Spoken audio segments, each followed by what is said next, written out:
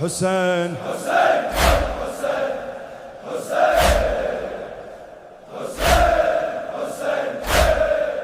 ابتدائے کلام آپ تمام حاضرین فرش عزا کی خدمت میں سلام علیکم ورحمۃ اللہ۔ پروردگار کا شکر ادا کرتے ہیں اس فرش عزا کی نعمت پر، پروردگار کا شکر ادا کرتے ہیں اس عظیم نعمت پر کہ پالنے والے نے ہمارے دلوں کو امام زمانہ کی محبت سے منور کر دیا۔ عزیزان گرامی، مسلسل ہماری گفتگو کا موضوع سیرت آقا مولا صاحب الزمان عجل اللہ تعالی فرجہ الشریف، اللہم صلی علی محمد وعلی محمد۔ اس حوالے سے کل آپ کی خدمت میں مولا کے خاندان کے افراد کے حوالے سے کچھ تفصیلات کو ذکر کیا تھا۔ آج یقین جانیے میرا امتحان ہے کہ آج آپ کی خدمت میں جس موضوع کو بیان کرنا ہے وہ ہے امام زمانہ کے جسم مبارک سے تعلق رکھنے والے اوصاف، وہ صفات کریمہ، وہ صفات جلیلہ کہ جو تاریخ میں بیان ہوئی حضرت حجت کے منظر مبارک کے حوالے سے، آپ کے رخ انور کے حوالے سے، آپ کے وجود بابرکت کے حوالے سے، آپ کے قد و قامت کے حوالے سے، اور یقین جانیے کہ اتنا سخت ہے کہ کیسے اس جمال الہی کے مظہر کو لفظوں میں ڈھال دیا جائے۔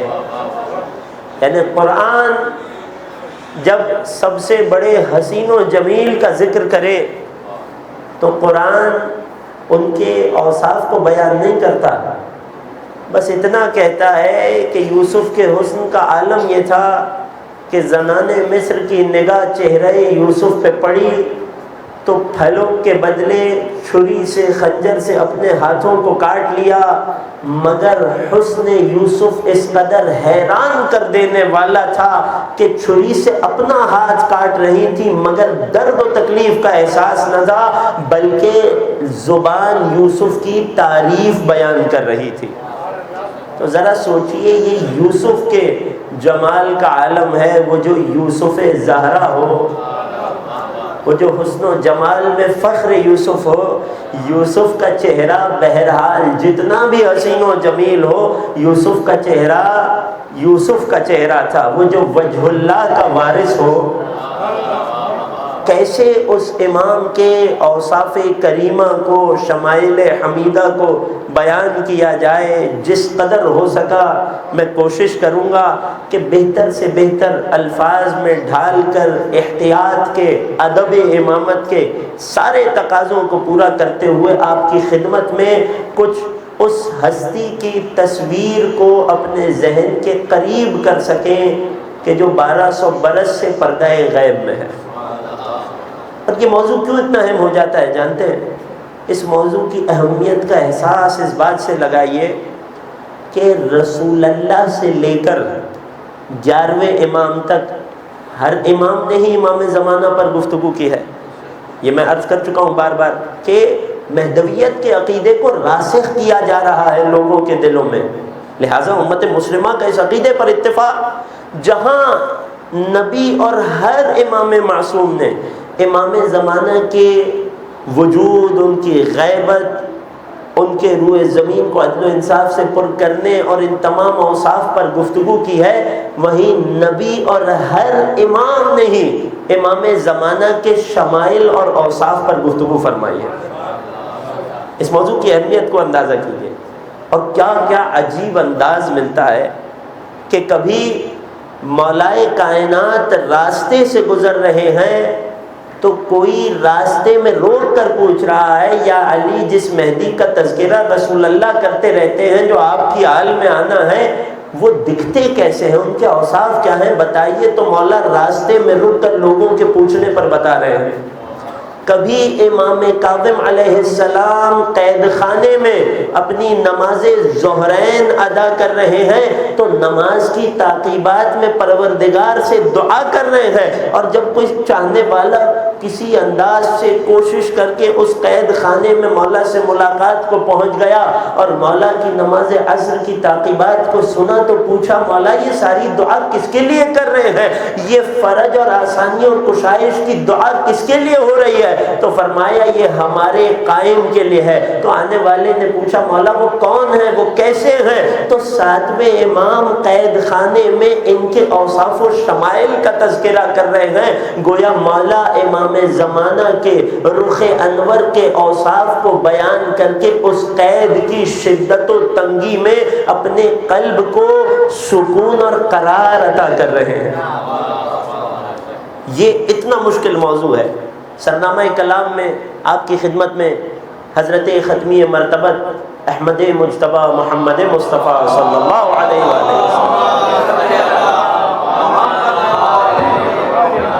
رسول اللہ کا ایک فرمان نقل کیا جس کا پہلا ابتدائی حصہ وہ ہے کہ جو اپنوں نے غیروں نے سب نے لکھا، ملا علی متقی ہندی نے کنز العمال میں بھی لکھا، اور اگر ہمارے علماء کی بات کریں تو کتب کا انبار ہے، مصادر کا انبار ہے۔ روایت کا پہلا جملہ ہمارے ہاں جیسے باقی دین مکمل پہنچا ویسے یہ روایت بھی کامل پہنچی۔ ایک صلوات پڑھیں محمد و آل محمد کیا صلی علی محمد۔ اور یہ روایت تعلق رکھتی ہے، نبی کریم بیان کر رہے ہیں اپنے 12ویں جانشین کے اوصاف کو، دکھتے کیسے ہیں، چہرہ کیسا ہے، رخ انور کیسا ہے، بدن مبارک کی رنگت کیسی ہے، قد کاٹ کیسا ہے۔ کب؟ اس 12ویں وارث کی ولادت سے 250 برس پہلے۔ بات کا آغاز نبی نے کہاں سے کیا؟ جہاں سے رسول جب بھی امام زمانہ کے بارے میں گفتگو فرماتے تھے یہ بات عام طور پر ضرور اس نقطے کو واضح اور آشکار کرتے تھے، المہدی منا، کہ پہلی بات تو دنیا یہ سمجھ لے کہ کسی غیر قبیلے کا نہیں ہوگا، مہدی ہم میں سے ہوگا۔ کل کو کوئی دعویٰ نہ کر لے، مہدی ہم میں سے ہوں گے۔ پھر فرماتے ہیں وجہہ کالکوکب الدری۔ کیا ترجمہ حق ادا کر پائے اس صفت کا، اس لفظ کا کہ جسے رسول نے ذکر فرمایا چہرہ امام زمانہ کے بیان کے لیے، اور یہ روایت یہاں تک وجہہ کالکوکب الدری برادران کے مصادر میں بھی ہے۔ مہدی ہم میں سے ہیں۔ کون مہدی؟ کہ جن کا رخ انور، جن کا چہرہ مبارک۔ اب دیکھیں یہاں بھی میں ایک تھوڑی سی وضاحت کر دوں کہ حق تو یہ ہے کہ ترجمہ وجہ کا ترجمہ رخ انور ہو، مگر چونکہ ہمارے مجمع میں بعض جوان دوست، بعض کم سن بچے ہیں، لہٰذا میں بعض الفاظ ان کی آسانی کے لیے متبادل کے طور پہ بھی استعمال کروں گا، تو انشاءاللہ درگزر کیجیے گا۔ جو اہل ادب ہیں، جو نظم سے، اردو زبان سے وابستگی رکھتے ہیں، ذوق رکھتے ہیں، تھوڑا سا انشاءاللہ درگزر فرمائیں گے، تاکہ بات یعنی مقصد کیا ہے کہ وجود مبارک اور اس وجود کی الفت، اس سے لگاؤ، اس سے محبت دل کی گہرائیوں میں اتر جائے۔ وجہہ کالکوکب الدری، فرماتے ہیں ہمارا لال مہدی ہم سے ہوگا کہ جن کا چہرہ، جن کا رخ انور ایک چمکتے ہوئے روشن ستارے کی طرح ہے۔ یہ اجمال ہے۔ باقی روایات میں اس رخ انور کی بہت تفصیل بھی اہل بیت نے بیان کی ہے۔ وجہہ کالکوکب الدری، فرماتے ہیں لونہ لون عربی، اگر رنگت کی بات کی جائے تو ان کی رنگت عربی رنگت ہے۔ محدثین نے تفسیر آ کے لکھی، بعض روایات میں وضاحت ہے عربی رنگت یعنی کیا، کہ جو سفید رنگت ہو، سرخی مائل ہو، جس میں کوئی بھی اس رنگ میں کوئی بھی چیز، کوئی بھی رنگ نہ سفیدی نہ سرخی ضرورت سے زیادہ نہ ہو، یعنی حسین ترین امتزاج، وہ جو رسول کے اوصاف میں بھی بیان ہوتا ہے۔ ابیض مشروب بالحمرۃ، ایسا سفید رنگ کہ جو سرخی مائل ہو۔ پھر فرماتے ہیں وہ جسمہ جسم اسرائیلی، اور جسامت کیسی ہوگی، یہ تو رنگت ہوئی، جسامت کیسی ہوگی؟ فرماتے ہیں وہ جیسے بنی اسرائیل کا جسم ہوا کرتا تھا۔ اب یہ تو بڑے اجمال کی بات ہے، یہ لفظ ایسا ہے کہ آج کل لوگ سن کے پریشان ہوتے ہیں، یہ اس زمانے کی بات ہو رہی ہے۔ اسرائیلی جسمانیت یعنی کیا؟ اب اگر آپ نے بنی اسرائیل کی کمال جسمانیت کو دیکھنا ہو، وہ بنی اسرائیل جو ایک وقت خدا کا پسندیدہ قبیلہ اور قوم تھی کہ آپ مشرق و مغرب میں چلے جائیں، کہیں آپ کو کوتا قد لوگ ملیں گے، کہیں آپ کو ضرورت سے زیادہ بلند قامت لوگ ملیں گے کہ جن کی قامت دیکھ کر انسان کو اچھا محسوس نہ ہو، کہیں آپ کو ضرورت سے زیادہ سفیدی ملے گی، کہیں آپ کو ضرورت سے زیادہ سیاہی ملے گی۔ وہیں بنی اسرائیل وہ قوم تھی جو دنیا کے مرکز میں بسنے والی قوم اور اپنے بدن اور جسمانی قوت کے تناسب کے اعتبار سے معروف قوم۔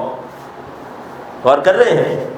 یعنی خود اتنا ہی کافی ہے نا، اسرائیل لقب ہے نبی یعقوب کا، جس یعقوب کا ایک بیٹا یوسف ہو، اور کر رہے ہیں، یہ اس قوم کی، اس نبی کی آل کی بات ہو رہی ہے جس آل کے جسم کی تعریف اللہ نے قرآن میں فرمائی ہے، اسی جسمانیت سے رسول نے امام زمانہ کو نسبت دی ہے۔ وہ کب تعریف فرمائی؟ جب قوم نے پوچھا تھا نبی سے کہ یہ کس کو ہم پر بادشاہ بنا دیا، یہ طالوت تو مالی اعتبار سے بڑا کمزور معلوم ہوتا ہے، تو نبی نے کیا جواب دیا تھا؟ سورہ بقرہ کی آیت ان اللہ اصطفاہ علیکم وزادہ بسطۃ فی العلم والجسم، کہ یہ طالوت ہے۔ پہلی بات یہ ہے کہ اسے میں نے نہیں، اللہ نے چنا ہے، اور اللہ کے چنے ہوئے کی ایک علامت یہ ہوتی ہے کہ جسمانی قوت میں بھی اللہ اسے کشائش عطا کرتا ہے، اللہ اسے کشادہ بدن عطا کرتا ہے، طاقتور بدن عطا کرتا ہے، اور علم میں بھی کشادگی عطا کرتا ہے۔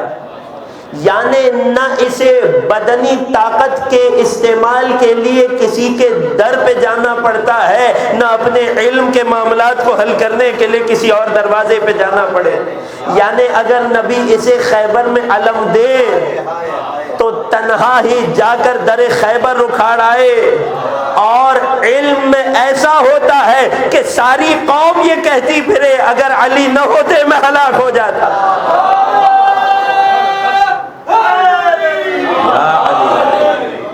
رسول فرماتے ہیں وہ جو جس جسمانیت کی تعریف اللہ نے قرآن میں فرمائی ہے، وَزَادَهُ بَسْطَةً فِي الْعِلْمِ وَالْجِسْمِ، اللہ نے اس طالوت کو جو بنی اسرائیل کے نبی ہیں جسمانی طاقت میں تم پر بلندی عطا کی ہے، تم سے بہتر جسمانیت عطا کی ہے۔ اب یہ وہ اجمال ہے جو رسول نے یہاں امام کی رنگت، ان کے چہرہ انور اور ان کے جسم مبارک کے بارے میں فرمایا۔ روایات آگے بڑھتی ہیں اور ان جملوں کی تفصیل آتی ہے، کیا آمادہ ہیں؟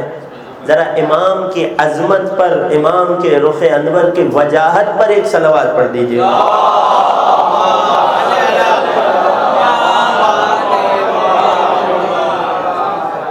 پہلا بنیادی سوال، وہ ہستی کہ جس کی ولادت 255 ہجری ہے، 5 برس کے تھے کہ غیبت میں چلے گئے، کہ پھر کسی نے دیکھا ہی نہیں، اور وہ جو 5 برس گزارے وہ بھی میں مسلسل عرض کر چکا ہوں کہ زیادہ وقت سرداب مقدس میں گزرتا۔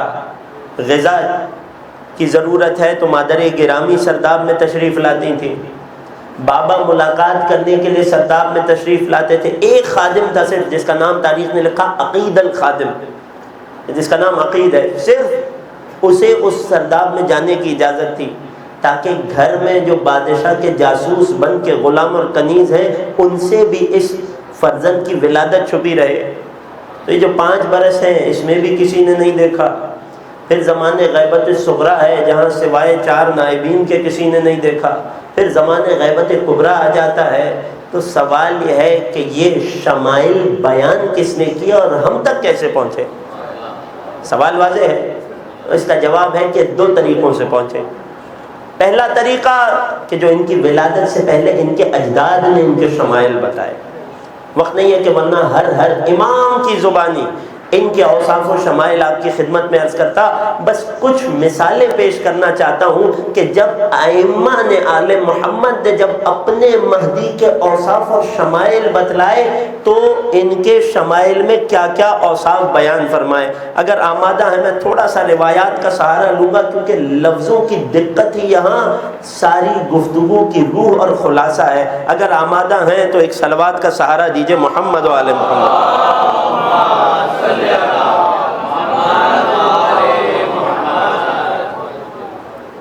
روایت کے جملے ہیں کہ جب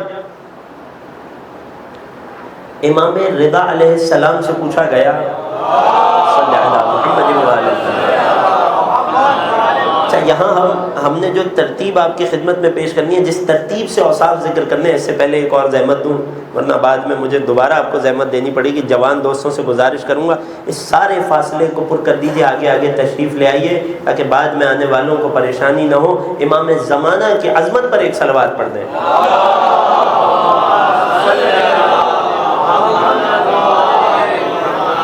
ہم جس ترتیب سے آپ کی خدمت میں امام کے شمائل ذکر کر رہے ہیں، یہ تاریخ کے اعتبار سے نہیں ہے کہ پہلے رسول، پھر امام علی، پھر امام حسین، پھر امام صادق، نہیں، یہ ان شمائل کے اجمال اور تفصیل کے اعتبار سے ہے۔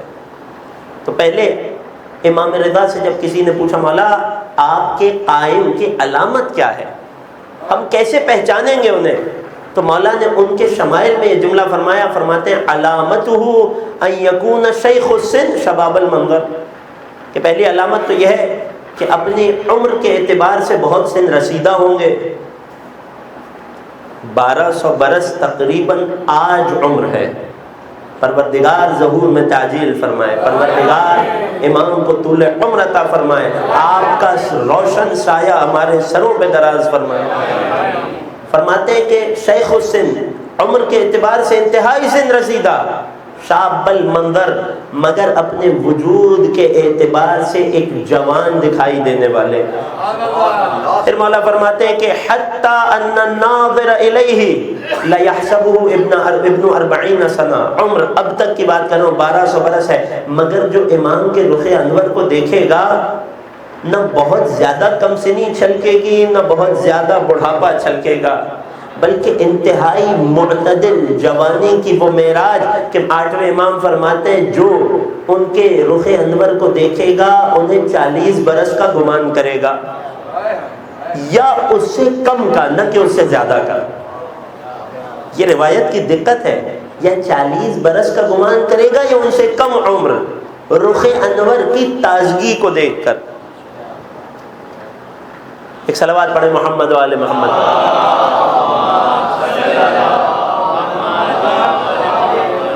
وجہ کیا ہے؟ مولا فرماتے ہیں وَإِنَّ مِنْ عَلَامَتِهِ، کیونکہ ہمارے قائم کی علامت یہ ہے کہ اللہ یحرم بمرور الالیام واللیالی، کہ شب و روز کا گزرنا انہیں سن رسیدہ نہیں بناتا۔ اور کیوں بنائے؟ کہ عام طور پر ہم انسان کہ جن پر وقت کا گزرنا انہیں بوڑھا اور سن رسیدہ کر دیتا ہے، وقت کے محکوم ہوتے ہیں، زمانے کے محکوم ہوتے ہیں۔ آپ آقا امام زمان ہیں، جو زمانے کبھی امام ہو تو زمانہ اس پر اپنی تاثیر کیسے دکھلائے۔ ایک صلوات پڑھیے آقا حضرت کی حجت پر، صلی اللہ۔ اب ایک اور روایت ہے کہ جس میں عجیب جملے ہیں۔ رسول اللہ سے ان کے چھٹے وارث امام صادق نقل فرماتے ہیں، اللہم صلی علی محمد و آلہ محمد۔ دیکھیے یہ ایک ایک لفظ وہ ہے کہ امام زمانہ کے عشق سے جس کا دل سرشار ہونا وہ لطف لے کر سنتا چلا جائے، اور کچھ درکار نہیں ہے۔ انسان یہاں فرش عزا پہ بیٹھ کر، اور یہ بہترین مقام ہے، یقین جانیے بہترین مقام ہے۔ 2 مقامات ہیں جو بڑے بہترین ہیں امام زمانہ سے اپنے دل کے تعلق کو جوڑنے کے لیے، یا تو جس کے لیے میسر ہو کہیں نہ جائے حرم امام حسین میں چلا جائے، زہرا کلال کہیں ملے نہ ملے اپنے جد کی قبر اطہر پہ ضرور پائے جائے، یا جو نہ جا سکے کہاں جائے، جو حسین کے حرم مکانی میں نہ جا سکے وہ حسین کے حرم زمانی یعنی ایام اعزا میں فرش اعزا پہ آ جائے اور یہاں آ کر حسین کے وارث کو یاد کرے۔ روایت ہے چھٹے امام رسول سے نقل فرماتے ہیں، پھر وہی آغاز المہدی منی، کہ پہلے تو رسول دنیا کو یاد دلا رہے ہیں، یاد رکھنا وہ جس نے عدل و انصاف سے دنیا کو پر کرنا ہے نا وہ ہم میں سے ہے۔ اور امام زمانہ کی نسبت آل محمد سے ہونا یہ اتنی قوی نسبت ہے کہ جب چوتھے امام دربار شام میں خطبہ ارشاد فرما رہے ہیں تو جن ہستیوں کی نسبت اپنے خاندان کی طرف دی، فرمایا منا النبی المختار ومنا حمزہ سید الشہداء ومنا جعفر الطیار، جب یہ نسبتیں گنواتے رہے تو اس نسبتوں کا اختتام فرمایا ومنا مہدی ہذہ الامہ، اس امت کا مہدی بھی ہم میں سے ہے۔ یعنی درمیان میں کوئی جتنے ہی تخت ہم سے چھین لے، اگر خاتمہ اور انجام کسی کے لیے ہے تو وہ ہم آل محمد کی ذات ہیں۔ فرماتے ہیں المہدی منی، مہدی ہم میں سے ہے۔ پھر اب رسول فرماتے ہیں وہ کیسے ہیں؟ فرماتے ہیں اجل الجبہۃ، روشن پیشانی والے، اقن الانف، اب یہ سارے وہ اوصاف ہیں جو خود واصفین نے رسول کے اوصاف میں بھی لکھے ہیں۔ اجل الجبہہ، اجل الجبہہ کیسے کہتے ہیں میں تھوڑا سا بچوں کے لیے سمجھاؤں گا کہ ایک ہوتی ہے کشادہ پیشانی، کہ جس پیشانی پہ نہ رواں ہو اور بالوں کی لکیریں بھی، بالوں کے اگنے کی لکیریں بھی معین ہو، واضح ہو، جو اس پیشانی کو کشادہ رکھتے ہیں، دیکھنے والا اس پیشانی پر دیکھنے والے کی نگاہ ٹھہر جائے۔ انقل انف، یعنی علماء نے اس کی تفسیر لکھی ہے کہ ایسی ستواں ناک کہ جس سے زیادہ خوبصورت ناک ہو نہیں سکتی۔ پھر مولا فرماتے ہیں کہ یملأ الارض قسطا وعدلا، اب یہاں صرف دو اوصاف بیان ہوئے نا ظاہری طور پر، روح زمین کو عدل و انصاف سے بھر دیں گے، بعدما ملئت ظلما و جورا۔ لون مبارک، رنگت کی بات ہوئی، جسمانیت کی بات ہوئی، پیشانی مبارک کی بات ہوئی، امام کی ناک مبارک کی بات ہوئی، بات اور آگے بڑھتی ہے۔ ایک صلوات پڑھیں محمد و آل محمد۔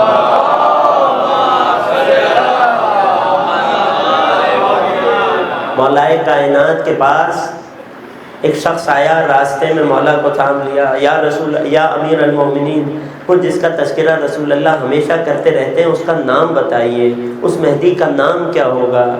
اب پوچھنے والا، فقط اشارہ کر رہا ہوں، پوچھنے والا کوئی غیر تھا، لہٰذا امام علی نے فرمایا ہمیں نام بتانے کی تو اجازت ہی نہیں ہے جب تک وہ قیام نہ کر لیں اور تجھے قبر سے نہ نکال لیں۔ جو جاگ رہے ہیں صلوات پڑھیں محمد و آل محمد۔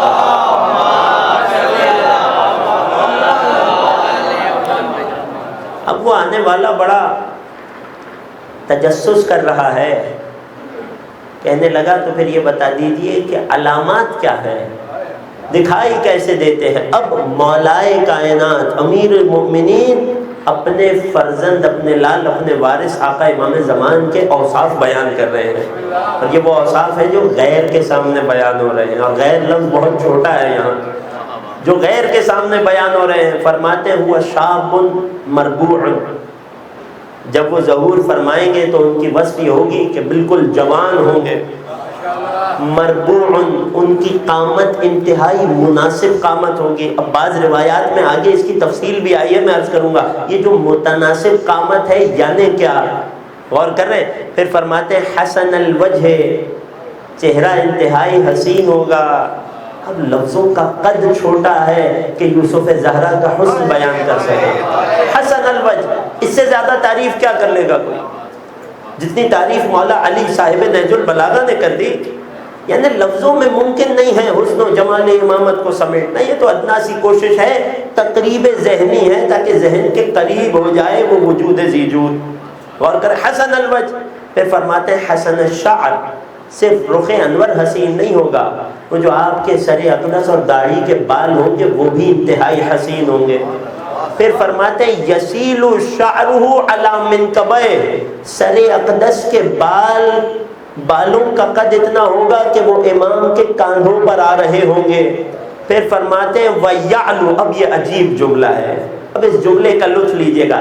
چہرہ حسین ہوگا، بال حسین ہوں گے، سر کے بال کاندھے تک آ رہے ہوں گے، مگر امام علی نے، بہرحال خالق نہج البلاغہ ہے نا، یہ تو مجھ جیسے خطیب کی پریشانی ہے کہ لفظ کم پڑھ رہے ہیں. مولا کائنات نے جس جملے پہ بات کا اختتام کیا، لطف لیجئے گا، یہ سارے اوصاف بیان کر کے فرمانے لگے چہرہ بھی حسین ہے، بال مبارک بھی حسین ہے، داڑھی بھی حسین ہے، سر کے بال کاندھے پر گر رہے ہیں. وَيَعْلُو نُورُ وَجْهِهِ سَوَادَ شَعْرِ لحیتہ ورأسہ، فرماتے ہیں یہ سارا کا سارا سراپا حسن و جمال ہے، مگر اس کے باوجود، اس حسن و جمال کے باوجود بھی جو چہرے کا نور ہوگا، جو چہرے کی روشنی ہوگی، وہ سر مبارک اور داڑھی کے بالوں کی سیاہی پہ غالب آ رہی ہوگی.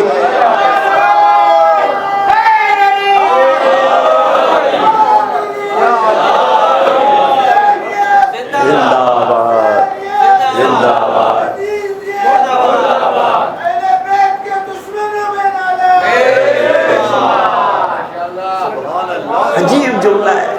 عاشق امام زمان لطف لے، فرماتے وَيَعْلُو نُورُ وَجْهِهِ، رخ انور کا نور، چہرہ بھی حسین ہے، داڑھی بھی حسین ہے، بال بھی حسین ہے، ہاں مگر یاد رکھنا چہرے کا جو نور ہے وہ داڑھی اور بالوں کی سیاہی پہ غالب ہے. ایک صلوات پڑھیے حضرت حجت کی عظمت پر.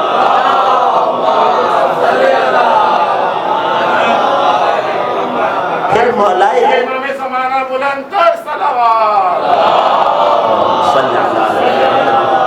آسمانوں پہ لعنت، اہل بیت کے دشمنوں پہ لعنت، عاصبوں پہ لعنت، بدلانے والوں پہ لعنت. صلوات پڑھیں امام زمانہ کی عظمت پر. اور یقین جانیے انصاف نہ ہوگا اگر مولا کائنات کا یہ اگلا آخری جملہ، شمائل بیان ہو چکے، اب مولا نے کیا جملہ فرما کر، کیا کہہ کر اپنے وارث کو یاد کیا، انصاف نہ ہوگا کہ اگر اس جملے کو آپ تک نہ پہنچاؤں.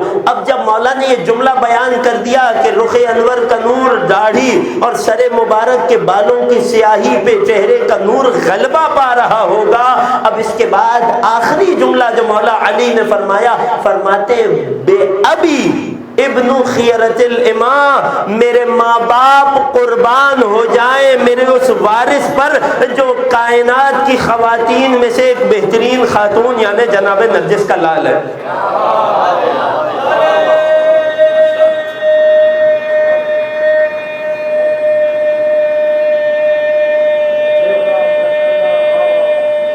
سب مل کر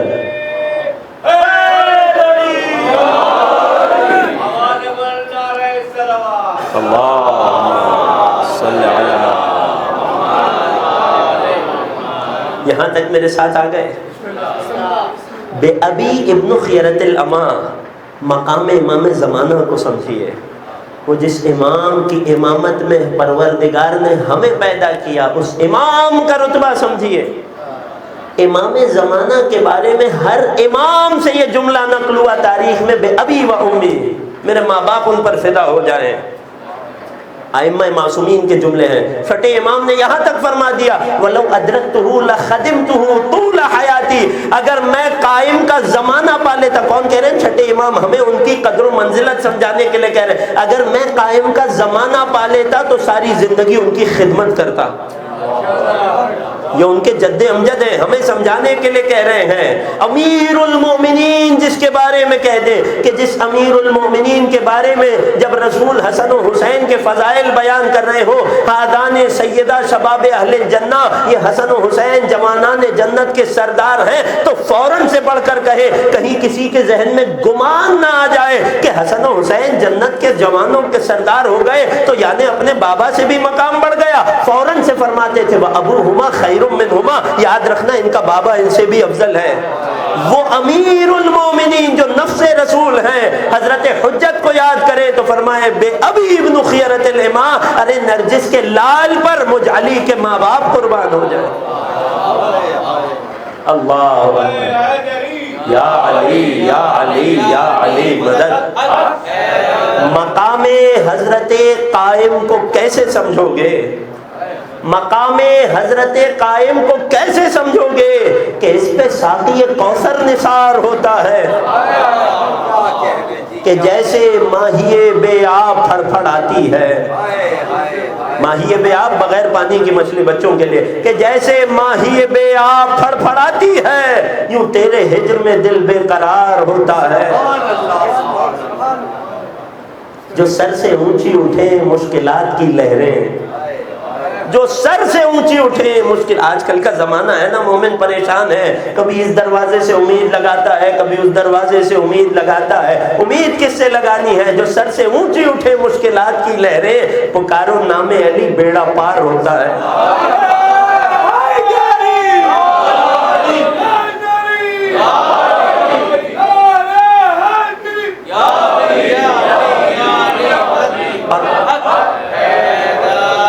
آخری دو مصرے عرض کر دوں آپ کے ذوق سماعت کو دیکھ کر حضرت حجت کی ذات گرامی پر. اب ایک کیفیت ہے کہ جیسے آپ نے محسوس کرنا ہے، تمام امت کا یہ متفقہ فیصلہ ہے کہ ایک وقت زمانے میں وہ بھی آنا ہے کہ جب امامت نماز پڑھا رہی ہوگی، نبوت نماز پڑھ رہی ہوگی، مصلی ہاتھ میں تھامے، مصلی ہاتھ میں تھامے پکارتے ہیں مسیح، مصلی ہاتھ میں تھامے پکارتے ہیں مسیح. اب آپ ہی جائیں، بڑا انتظار ہوتا ہے.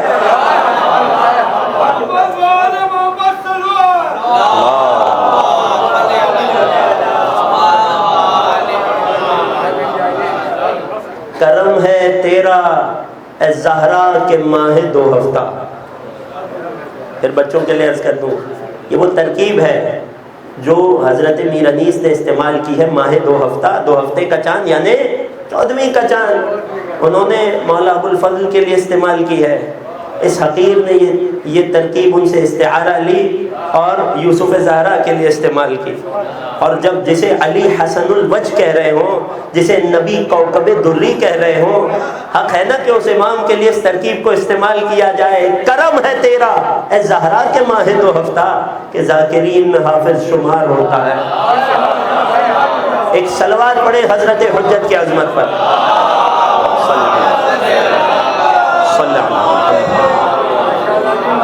اب غور کیجئے گا، وہ جس کے چہرے کی نورانیت بیان ہو گئی روایت میں، 7ویں امام قید خانے میں ہے، نماز عصر کے بعد تعقیبات پڑھیں، پوری تعقیبات روایت میں مذکور ہے. میں آپ کو صرف وہ جملہ سنانے لگا ہوں جو امام کے شمائل سے تعلق رکھتا ہے. جب کسی نے پوچھا مولا یہ کس کی کشائش کے لیے دعا کر رہے ہیں، خود بھی آپ قید خانے میں ہیں، یہ کس قائم کے قیام کی دعا فرما رہے ہیں؟ فرمایا وہ جو ہماری نسل میں سے آنا ہے، وہ جو ہمارے وارث ہیں، وہ جنہیں قیام کرنا ہے اور روئے زمین کو عدل و انصاف سے پر کر دینا ہے، جبکہ وہ ظلم و جور سے بھر چکی ہوگی. اب اس کے بعد 7ویں امام شمائل امام زمانہ بیان کرتے ہیں. گویا کہ قید خانے میں امام کو حضرت حجت کے شمائل کو یاد کر کے سکون مل رہا ہو، قرار مل رہا ہو. فرماتے ہیں بے ابی المنتدح البطن، میرے بابا میرے ماں باپ فدا ہوں اس پر کہ جو درمیانے شکم والے ہیں، المقرون الحاجبین کہ جن کی ابرویں آپس میں ملی ہوئی ہیں، احمش الساقین کہ جو مضبوط پنڈلیوں والے ہیں، بعید ما بین المنکبین کہ جو جن کے دونوں کاندھوں کے درمیان فاصلہ ہے، یعنی اشارہ ہے مضبوط شانوں اور کاندھوں والے ہیں، اسمر اللون. اب تک جو امام کے رخ انور کی رنگت بیان ہوئی 12ویں امام کی، ہر جگہ کیا آیا؟ کہیں آیا عربی اللون، کہیں تفصیل آئی ایسا سفید کہ جس میں سرخی کی ملاوٹ ہو اور کوئی بھی رنگ تناسب سے خالی نہ ہو. یہاں 7ویں امام ایک نئی رنگت کا چہرہ امامت کے حوالے سے اضافہ کر رہے ہیں. اسمر اللون کہ چہرے پہ کچھ زردی بھی ہے. مگر وہ زردی عارضی ہے، وہ وجود اور خلقت کا حصہ نہیں ہے۔ وہ کیسے ہے؟ اللہ اکبر، فرماتے ہیں یعتبرہ مع صفرتہ من سحر اللیل، کہ یہ جو ہلکی ہلکی زردی اس رخ انور پہ آ رہی ہے وہ رات بھر عبادت خدا رکوع و سجود میں بسر کرنے کی وجہ سے آ رہی ہے۔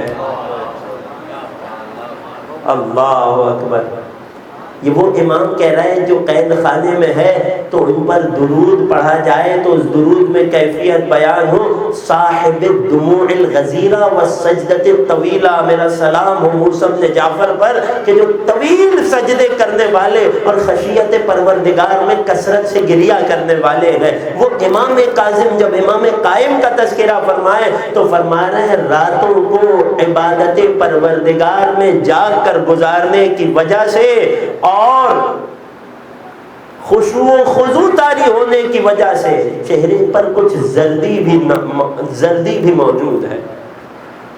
غور کر رہے ہیں؟ پھر فرماتے ہیں بے ابی من لیلہ یرعی النجوم ساجدا وراکعا، میں قربان ہو جاؤں، امام معصوم کہہ رہے ہیں میں قربان ہو جاؤں اس پر کہ جو رات بھر سجدے اور رکوع کی حالت میں گزار کر ستاروں پر گواہ بنتا ہے۔ جیسے ان کے جب 19ویں رمضان کو رات میں تاروں پر نگاہ کرتے تھے یا سجدہ الہی کرتے تھے، ویسے ان کے لال حضرت حجت غیبت میں ہر رات گزارا کرتے ہیں۔ ایک صلوات پڑھیں محمد و آل محمد۔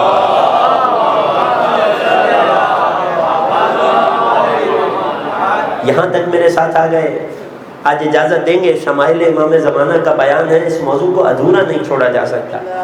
ایک میں نے عرض کیا تھا نا، 2 طریقوں سے شمائل ہم تک پہنچے، اب تک تو جو کچھ سنایا یہ ان کی ولادت سے پہلے بیان ہو رہا ہے، اور ایسے بیان ہو رہا ہے کہ امام کی نگاہوں میں امام زمانہ ہو، سامنے کوئی موجود اور اوصاف بیان ہو رہا ہو۔ ایک دوسرا بھی طریقہ ہے، زمانہ غیبت میں جن لوگوں کو امام کی ملاقات نصیب ہوئی، چاہے وہ غیبت صغریٰ میں نائبین اربعہ کی ملاقات ہو یا اس سے بھی پہلے، ایک شخص ہے جس کا نام تاریخ نے لکھا ہے ابو الادیان۔ یہ کون ہے؟ یہ وہ شخص ہے امام عسکری کے خواص میں سے، جسے امام نے کسی خاص مقصد کے لیے بھیجا تھا سامرہ سے بغداد۔ فرمایا تھا تمہیں سفر میں 15 روز لگ جائیں گے۔ کہنے لگا مولا سامرہ سے بغداد کا سفر 15 دنوں کا تو نہیں ہے۔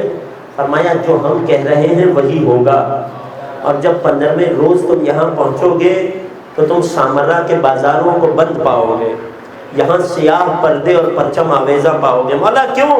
فرمایا اس دن ہم پروردگار کی بارگاہ میں چلے جائیں گے۔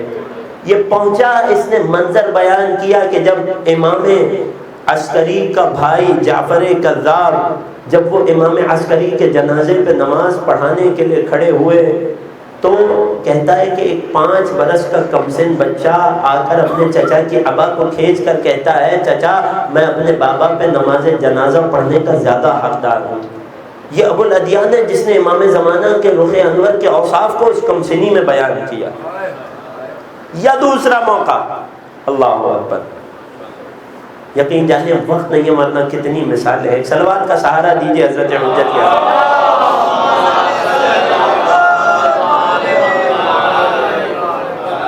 امام زمانہ سے زمانے غیبت میں جن لوگوں کو ملاقات کا شرف ملا، جو لوگ شرف ملاقات پر فائز ہوئے، ان میں سے کچھ کی حالت تو ایسی تھی کہ اوصاف امامت بیان نہ کر سکے، مگر کچھ ایسے بھی تھے معرفت میں اتنے راسخ کہ جنہیں امام نے غیبت میں ایسا دیدار کرایا، اتنا طویل دیدار کرایا کہ نہ صرف امام زمانہ سے ملاقات نصیب ہوئی، 3 دن تک دسترخوان امام پر امام کے ساتھ ان کے مہمان بنے۔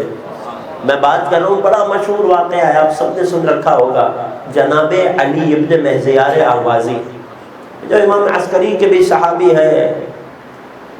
ہم کہ جو زمانے غیبت میں پیدا ہوئے، ہماری مثال اس یتیم بچے جیسی ہے کہ جس کے دنیا میں آنے سے پہلے باپ کا سایہ اٹھ جائے.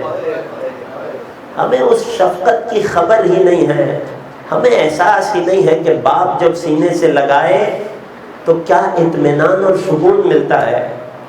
ہم زمانے غیبت میں پیدا ہونے والے شیعہ، ہمیں دیدار امام کی چاشنی اور اس کی حلاوت کا اندازہ ہی نہیں ہے.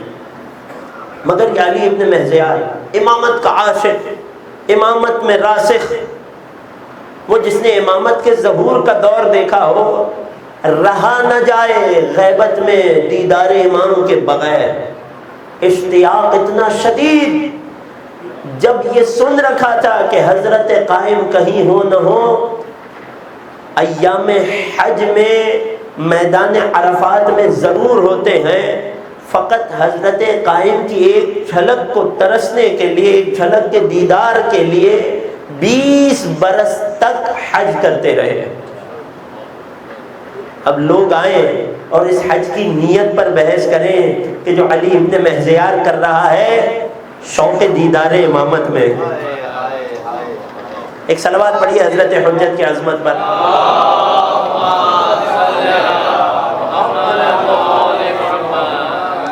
جب 20واں برس تھا تو اذن زیارت مل گیا. میں پوری تفصیل چھوڑتے ہوئے عرض کروں گا کیونکہ دامن وقت میں بالکل گنجائش نہیں ہے.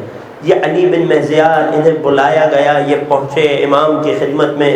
مکہ کے قریب کوئی پہاڑی سلسلہ تھا جہاں امام نے اپنی وقتی سکونت گاہ، وقتی قرارگاہ بنا رکھی تھی.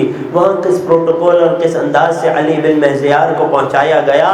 وہ علی بن مہزیار جب محضر امام میں تھے، لوٹ کر آئے تو انہوں نے 3 دن وہاں گزارے.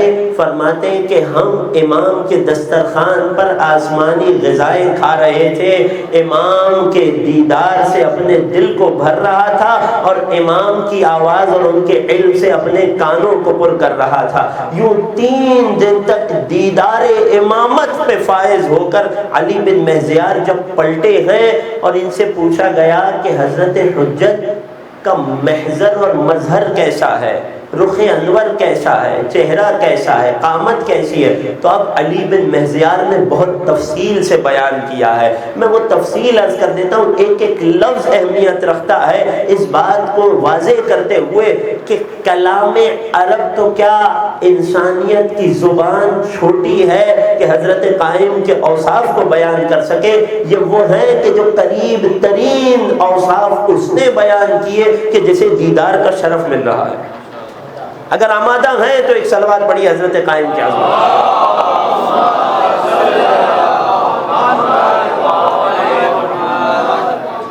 علی ابن مہزیار سے جب پوچھا گیا کہ حضرت قائم کیسے ہیں، دیدار کے اور بھی شوقین بیٹھے ہوں گے نا، آپ میں سے بھی جو دیدار حضرت قائم کے شوقین ہیں، جن کے دل جل رہے ہیں، جن کے دل پگھل رہے ہیں شوق زیارت آقا حضرت حجت میں، ان کی نظر تحفے کے طور پر یہ روایت عرض کر رہا ہوں. علی ابن مہزیار فرماتے ہیں فَدَخَلْتُ فَإِذَا أَنَا بِهِ جَالِسٌ. جب میں خیمہ امام زمانہ میں داخل ہوا تو میں نے امام کو سامنے تشریف فرما پایا. کیفیت کیا ہے، لباس کیسا ہے؟ فرماتے ہیں قد اتشح ببردتہ، ایک چادر اوپری بدن پہ اوڑھی ہوئی ہے، واتزر باخرى، جو حالت احرام میں طریقہ ہوتا ہے، دوسری چادر نچلے بدن پہ باندھ رکھی ہے. وقد کسر بردتہ علی عاتقہ، وہ جو چادر کاندھوں پہ اوڑھ رکھی ہے اس کا ایک سرا اپنے دوسرے کاندھے پہ ڈال رکھا ہے. اب امام کے چہرے مبارک کی وصف بیان نہیں کرتے، بیان کرنے کی کوشش کرتے ہیں علی ابن مہزیار. وقت کیا ہے؟ یہ فجر کے قریب کا وقت ہے. علی ابن مہزیار خیمہ امامت میں داخل ہوئے تو آس پاس کچھ دھیمی روشنی کے چراغ جل رہے ہیں یا امام کے چہرے مبارک کا نور چھلک رہا ہے. اس فجر کے وقت میں ان چراغوں کی روشنی میں جب علی و فاطمہ کے چراغ کو، حسن عسکری کے چشم و چراغ کو علی ابن مہزیار نے دیکھا تو کن الفاظ میں بیان کیا؟ فرماتے ہیں وَهُوَ كَأُقْحُوَانَةِ أُرْجَوَانٍ، کہ امام کے رخ انور پر پہلی نگاہ پڑی تو مثال، اب یہ مثال ہے، مثال اس گل داؤدی کی سی تھی گل داؤدی وہ پھول ہوتا ہے، بہت معروف پھول ہے، کئی رنگوں میں دستیاب ہوتا ہے، مگر وہ گل داؤدی بھی اس میں بھی جو نایاب تر اور خوبصورت تر ہوتا ہے وہ ہوتا ہے جو سرخی مائل ہو۔ کہتے ہیں کہ میری نگاہ جیسے ہی رخ امامت پر پڑی تو گویا کہ ایسا لگا کہ ایسا گل داؤدی ہے کہ جو سرخی مائل ہے، مگر رخ انور کی تازگی ایسی تھی، قد تکاتف علیہا الندی واصابہا علم الہوی، اس گل داؤدی کی مانند کہ جس کا رنگ سرخی مائل ہو، کہ جس پر شبنم کے قطرے برسے ہو اور ہوا نے آ کر ان قطروں کو وہیں جما دیا ہو، وہیں سکھا دیا ہو۔ زبان عاجز ہے حضرت حجت کے حسن و جمال کے تذکرے سے۔ یہی ابتدائی مجلس میں میرا دعویٰ تھا اور اسی پر بات کو ختم کر رہا ہوں۔ یہ تو علی ابن مہزیار کے جو رخ انور کو دیدار کر کے آئے ہیں، وہ اپنی زبان کی قامت کے مطابق حضرت حجت کے رخ انور کو بیان کر رہے ہیں۔ فرماتے ہیں وَإِذَا هُوَ كَغُصْنِ بَانٍ أَوْ قَضِيبِ الرَّيْحَانِ، جب امام کے مکمل وجود ذیجود کو دیکھا تو گویا بان کی ایک شاخ تھے یا خوشبودار درخت کی ایک ٹہنی کی مانند آپ کا وجود تھا۔ یہ وہ تشبیہات ہیں جو عرب میں کوئی ہستی کسی کے دل کے بہت قریب ہو تو اس کی درمیانی قامت اور متناسب بدن کو بیان کرنے کے لیے استعمال کی جاتی ہیں۔ پھر فرماتے ہیں اوصاف کیسے تھی، 3 دن امام کی بارگاہ میں گزارے۔ فرماتے ہیں سمح سخی تقی نقی، کہ قلب کے اعتبار سے انتہائی کشادہ، ہاتھ کے اعتبار سے انتہائی سخی، تقوی الہی میں، نقوہ و طہارت میں اپنے اجداد کے وارث۔ پھر فرماتے ہیں لیس بالطویل الشامخ ولا بالقصیر اللازق، جب امام میرے استقبال کے لیے اپنی جگہ سے اٹھے، یہ وہ عظیم صحابی ہے کہ جسے حضرت حجت نے سینے سے لگایا تھا۔ صدر امامت سے علی ابن مہزیار کا دل مل رہا ہے، وہ صدر امامت کے جو مخزن اسرار خدا ہے علی ابن مہزیار کے قلب سے مل رہا ہے۔ یقیناً قلب میں لرزہ تو طاری ہوا ہوگا نا، یقیناً آنکھ سے آنسو بھی ٹپکے ہوں گے۔ کہتے ہیں جب میں نے امام کے وجود مبارک کو دیکھا تو قامت ایسی، نہ اتنی طولانی کہ نظر اٹھا کے دیکھنا پڑے، نہ اتنی چھوٹی کہ نظر نیچی کر کے دیکھنا پڑے، انتہائی متناسب ترین قامت۔ پھر فرماتے ہیں مدور الحامت، وہ جن کے بارے میں گزشتہ روایات میں آیا اجل الحامت، اجل الجبہت، کشادہ پیشانی، وہ کشادہ تو تھی مگر دائری تھی، یا بعض علماء نے اس کی تفسیر کی کہ سر مبارک بالکل دائری تھا۔ پھر فرماتے ہیں صلت الجبین، وہی کشادہ پیشانی، روشن کھلی پیشانی۔ پھر ازج الحاجبین، ایسی ابرویں، ایسی حاجبین کہ جو گھنی بھی ہوں، مناسب بھی ہوں، کمان کی صورت میں بھی ہوں اور آپس میں کسی حد تک مل رہی ہوں۔ یہ اس ایک لفظ کا ترجمہ ہے۔ پھر فرماتے ہیں اقن الانف، وہی لفظ کہ ناک مبارک ستواں ہے، بلند ہے مگر ستواں اور پتلی ہے۔ پھر فرماتے ہیں سہل الخدین، رخسار نرم تھے۔ اب یہ ایک اور خاص صفت کہ جو حدیث میں آئی، علی ابن مہزیار کا دیدار اور مشاہدہ اس کی گواہی دیتا ہے۔ فرماتے ہیں رخسار مبارک نرم تھے، علی خدہ الایمن خال، امام کے داہنے رخسار پر ایک تل تھا۔ یہ وہ صفت ہے امام کی جو آپ کے اجداد نے بھی بیان کی ہے۔ امام کے داہنے رخسار پر ایک تل تھا۔ اب ذرا تصور کیجئے اس منظر کو کہ وہ روشن چہرہ، وہ سیاہ داڑھی، دائیں رخسار پر، نرم رخسار پر ایک تل۔ علی ابن مہزیار بیان کرتے ہیں کأنہ فتاۃ مسکن علی رضراضۃ عنبر، کہ امام کے اس نرم رخسار پر وہ تل ایسا محسوس ہو رہا تھا کہ جیسے عنبر کے دہتے ہوئے انگاروں پر کسی نے مشک کا ایک دانہ سجا دیا ہو۔ اللہ اکبر. زبان عاجز ہے یوسف زہرا کے جمال کو بیان کرنے سے. یہ کچھ تھوڑا سا اشارہ تھا، یہ کچھ یعنی پہلے تو امام کے حسن و جمال کو الفاظ میں ڈھالا جائے، یہ پہلی قید، یہ پہلی کوتاہی، پہلی کمی. پھر اس عربی زبان کی بلاغت کو مجھ جیسا نابلد اردو زبان میں ڈھالنے کی کوشش کریں، یہ اس کے فقر و تنگ دستی میں اضافے کا باعث بنا. اس کے باوجود کوشش کی کہ جس کثرت سے روایات میں اوصاف امامت کو بیان کیا گیا، کچھ آپ کی خدمت میں عرض کر دوں تاکہ دلوں میں عشق امام کے جلتے ہوئے چراغ کہوں یا دہکتے ہوئے انگاروں کی تپش اور روشنی میں اضافہ ہو جائے. ایک صلوات پڑھیں حضرت حجت کی عظمت.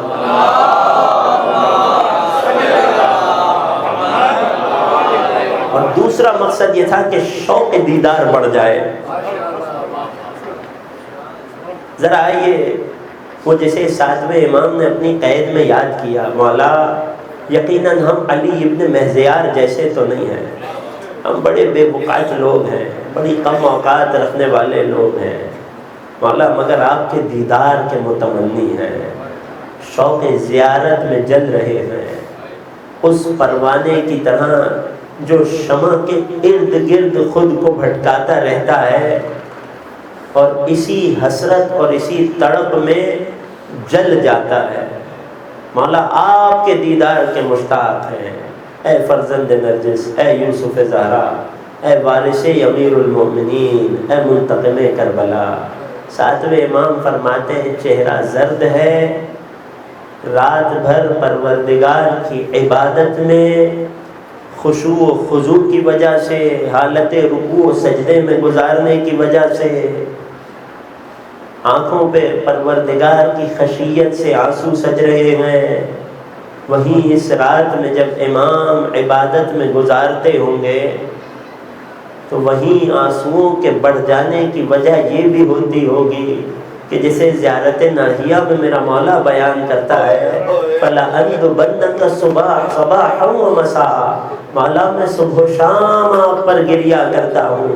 وَلَأَبْكِيَنَّ عَلَيْكَ بَدَلَ الدُّمُوعِ دَمًا، اور یہ وہ وصف ہے جو کسی بیان کرنے والے نے نہیں کی، حضرت حجت نے خود اپنے بارے میں کی کہ مولا جب کسی کو شاید ایام عزا میں حضرت حجت کا دیدار ہو تو ان رخساروں پر فقط ایک تل نہ دیکھے بلکہ خون کے ٹپکتے ہوئے کچھ قطرے دیکھے کہ اپنے جد حسین کے غم میں آنسوؤں کے بدلے خون بہا کر روتے.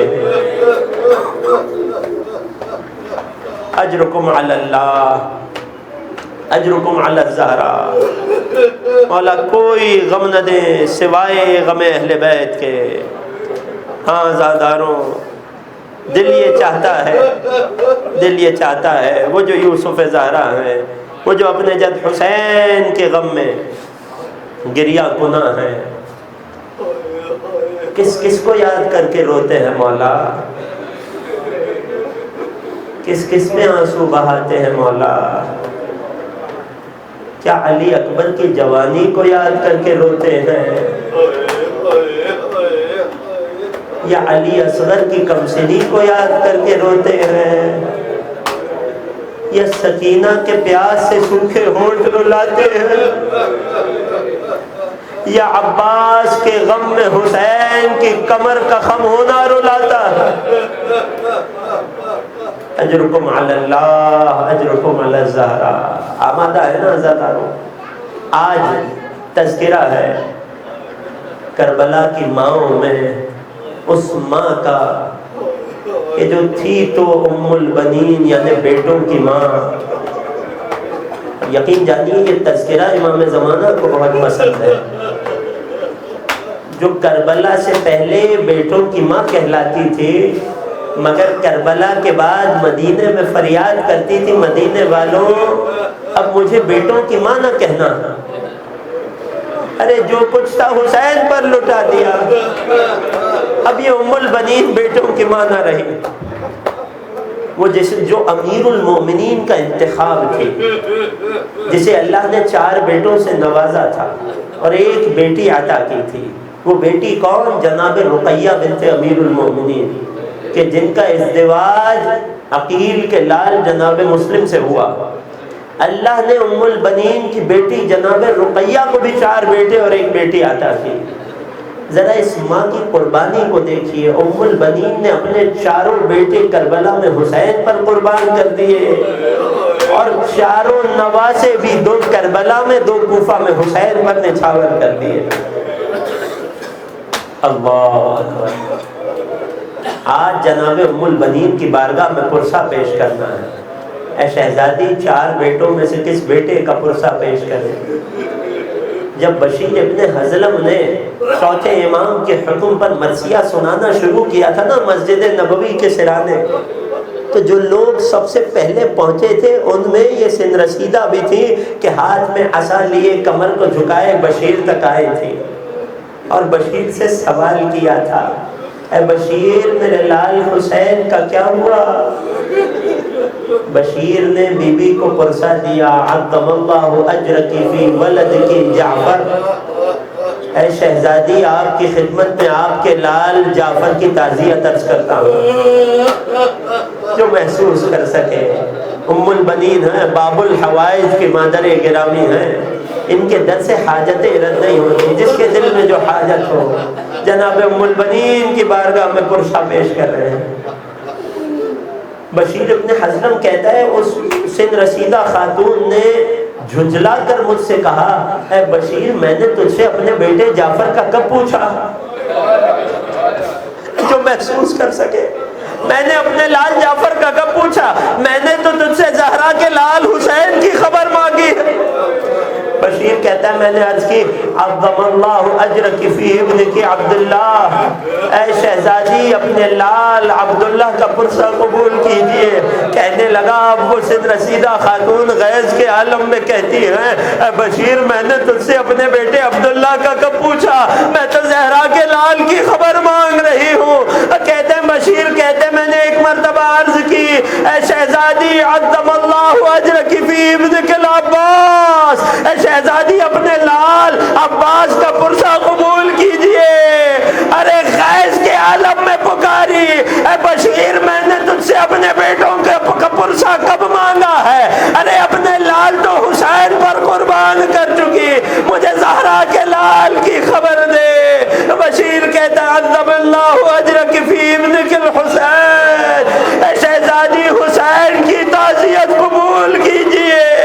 آپ کا لال حسین کربلا میں 3 دن کی پیاس میں شمر نے گردن پہ خنجر کے وار کیے، ارے رخصت ہو گیا۔ اے شہزادی زینب کی چادر کا پرسہ قبول کیجئے، آل رسول کی اسیری کا پرسہ قبول کیجئے۔ بس وہ دن تھا کہ اپنی زندگانی کے آخری دن تک مادر عباس اپنی عصا کو تھامے جنت البقیع میں آتی تھی۔ اس ماں کی غربت کا کیا عالم ہوگا جس نے اپنے بچوں کی قبر بھی نہ دیکھی ہو۔ ارے جنت البقیع کی خاک پہ بیٹھتی تھی، اپنی انگشت مبارک سے 4 قبریں بناتی تھی، مرثیہ پڑھتی جاتی تھی۔ اے مدینے والوں، اب مجھے ام البنین نہ کہنا، میرے 4 بیٹے تھے، سارے کے سارے کربلا میں حسین پر قربان کر دیے، یہ کہہ کر اپنے بیٹے عباس کی قبر پہ مرثیہ کہتی تھی، اے عباس لوگوں نے مجھے بتایا کہ کسی نے تیرے بازو کو قطع کر دیا، مجھے یقین نہ آتا تھا۔ ارے کون ہے کہ جو میرے بہادر عباس کے بازو تک پہنچے؟ اے عباس لوگوں نے مجھے بتایا تیری آنکھ میں تیر پیوست ہوا، سر کو پیٹ کے سننا۔ اے عباس کسی نے اس ماں کو بتایا کہ تیرے سر پہ گرز مارا گیا، مجھے یقین نہ آتا تھا، مگر جب مجھے یہ بتایا گیا زینب کے سر سے چادر چھن گئی، مجھے یقین آ گیا اگر عباس زندہ ہوتا۔ حسین